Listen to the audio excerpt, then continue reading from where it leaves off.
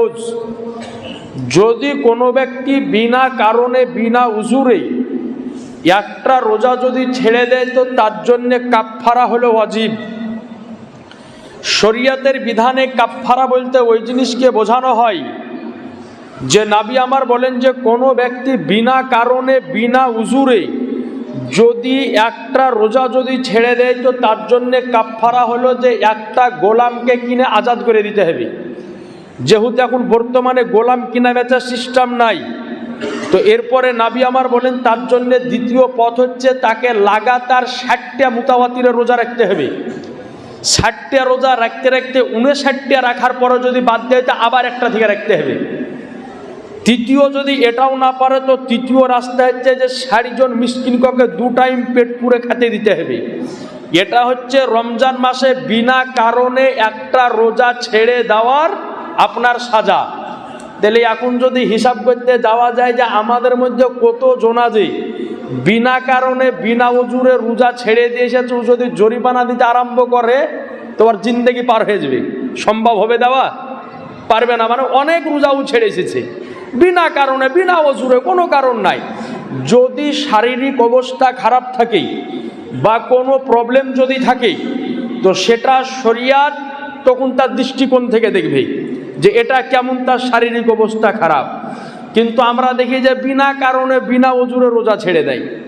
আমি সেই দিনকে গেলাম আপনাদের মাঠের দিকে একটু হাঁটতে, যাওয়ার পরে দেখছি যে মাঠের দ্বারা যুবক ছেলে সিগারেট টেনছে, মানে ওর শরীরের কোনো প্রবলেম নাই।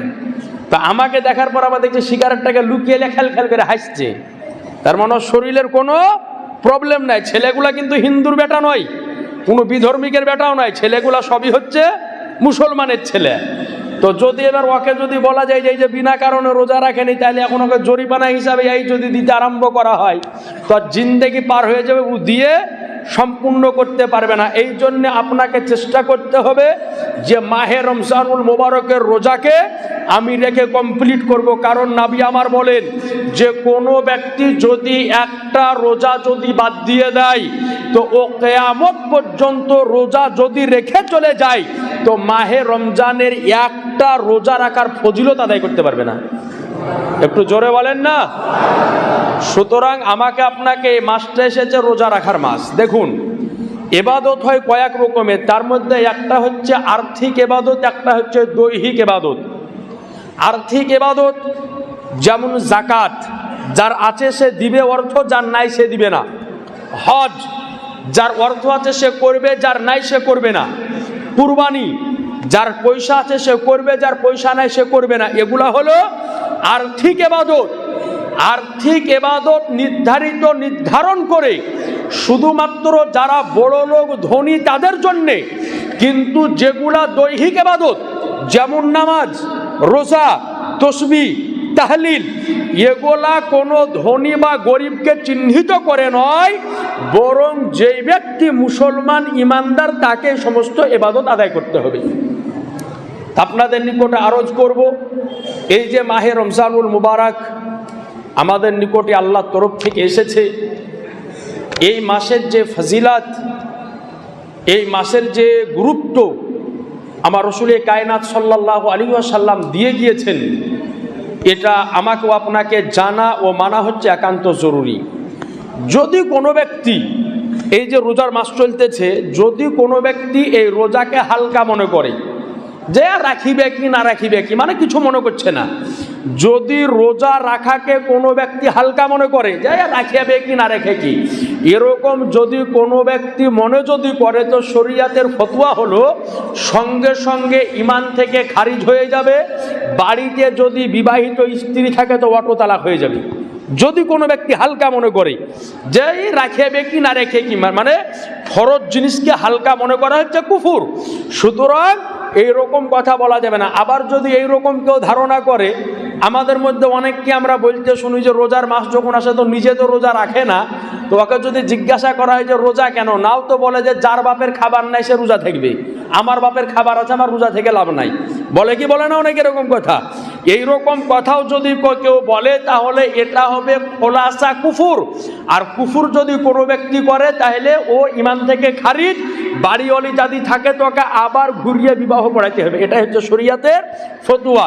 সুতরাং যদি আপনি না রাখেন তো যদি এটা মনে করে না রাখে যে রোজা রাখতে হবে, না রাখলে বড় পাপ হবে, আমি রাখছি না, এটি আমার ব্যাপার, তাহলে গুনাহ হবে কিন্তু কুফুর হবে না। আর যদি হালকা মনে করে না যা কি হবে রোজা রেখে ফালতু জিনিস, ইয়া রাখিবে কি না রাখিবে কি, তো তাহলে এটা খুললাম একেবারে কুফুর হয়ে যাবে, কাফির হয়ে যাবে যে ব্যক্তি বলবে। সুতরাং রোজার মাসকে এই রমজানের রোজাকে হালকা মনে করা যাবে না।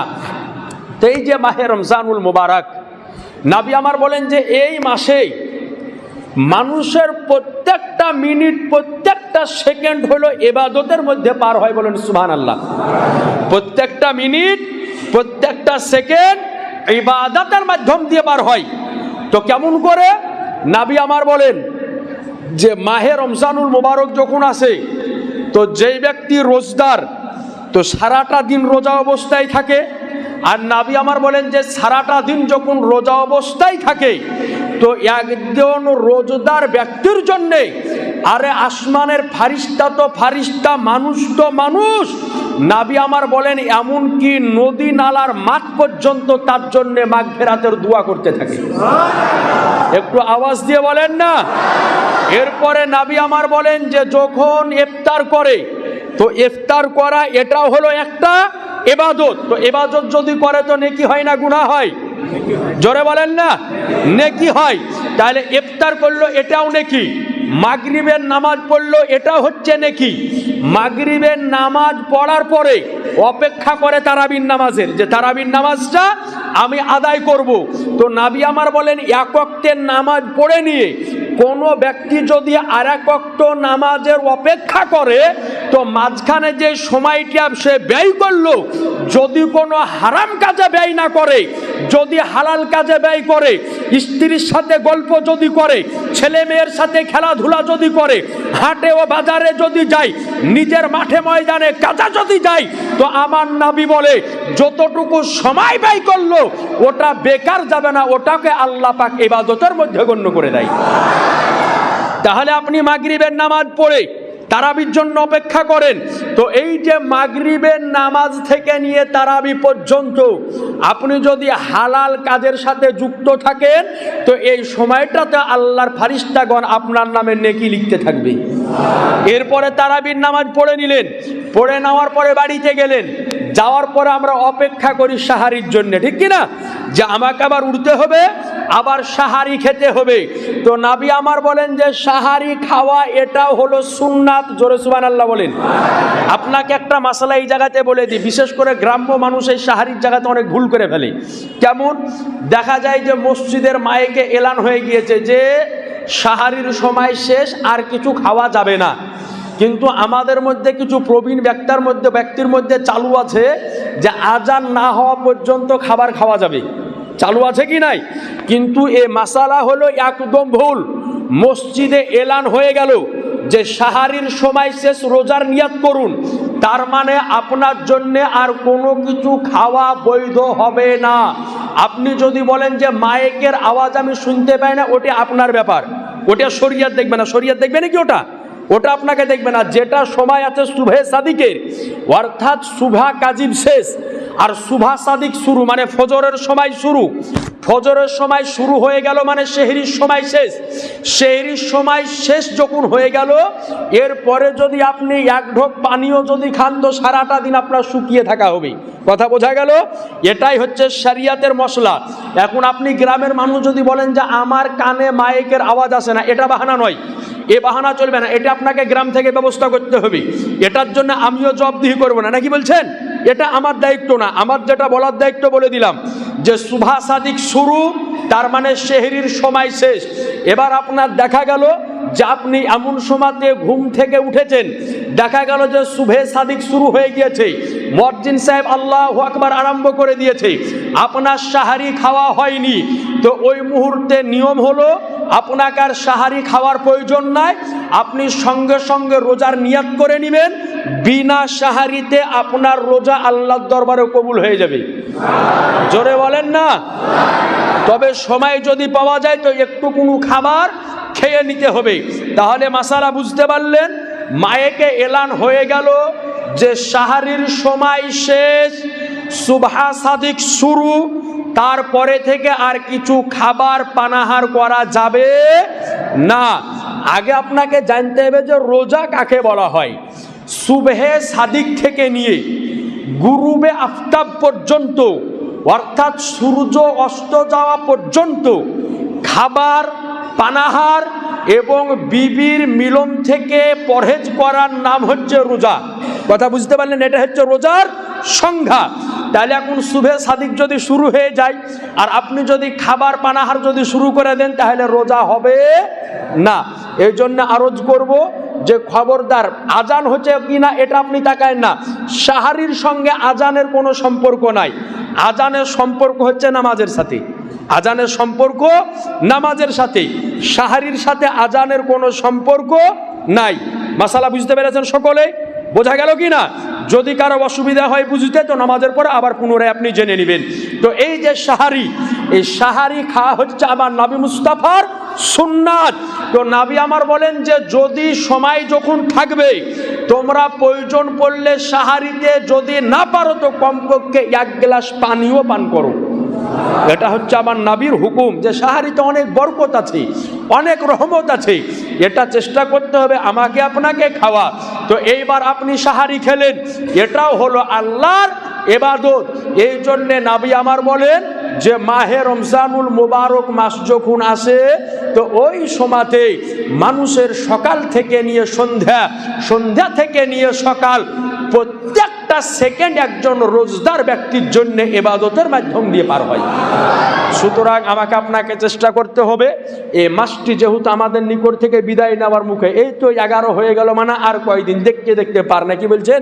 তো যাই হোক, এই মাসটিকে ভালো করে মূল্যায়ন করবেন। যেই কটা দিন আছে সামনে, যেই কটা দিন আছে, এই কটা দিন যিনারা রোজা রাখছেন না বা রাখেননি, আপনারা চেষ্টা করুন কমপক্ষে এই রোজাগুলি রাখি।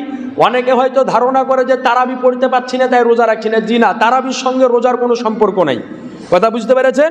তারাবির সঙ্গে রোজার কোনো সম্পর্ক নেই। আপনি জানেন তারাবি যদি না পড়েন তো যতটা গুনাহ হবে, 5 ওয়াক্তের নামাজ ছেড়ে দিলে তার চাইতে 14 গুণ বেশি নাকি গুনাহ হবে। কথা বুঝতে পারেননি? তারাবির নামাজ পড়া হলো সুন্নাতে মুআক্কাদা, আর জোহর আসর মাগরিব পড়া হলো ফরজ। তাইলে আপনি ফরজ বাদ দিয়ে দিচ্ছেন, তো আর আপনি তারাবি ধরে টানাটানি করছেন। তো আপনি তারাবিও পড়েন, সাথে ফরজটা পড়তে হবে। সর্ব অবস্থায় ফরজের মাকাম, ফরজের স্থান হলো আগে। তো আগে হচ্ছে ফরজ, তারপরে ওয়াজিব, তারপরে সুন্নাতে মুআক্কাদা। তো আপনি তারাবিও পড়েন, সাথে সাথে 5 ওয়াক্তের নামাজও পড়েন। বলেন ইনশাআল্লাহ। সকলে চেষ্টা করেন যে মাহে রমজানুল মুবারক মাসটাকে ভালো করে মূল্যায়ন করব। আমার রাসূল কায়নাত সাল্লাল্লাহু আলাইহি ওয়াসাল্লাম বলে যে এই মাসের নফল ইবাদত ফরজের সমতুল্য, আর এই মাসের ফরজ ইবাদত হলো আপনার এক অন্যান্য মাসের চাইতে 70 গুণের অধিক। বলেন সুবহানাল্লাহ। কত আছে? মসজিদ না মাদ্রাসা? মসজিদ। আপনি দিলেন আপনার স্ত্রীর নামে? আচ্ছা, স্ত্রী বেঁচে আছে? আচ্ছা, সুবহানাল্লাহ।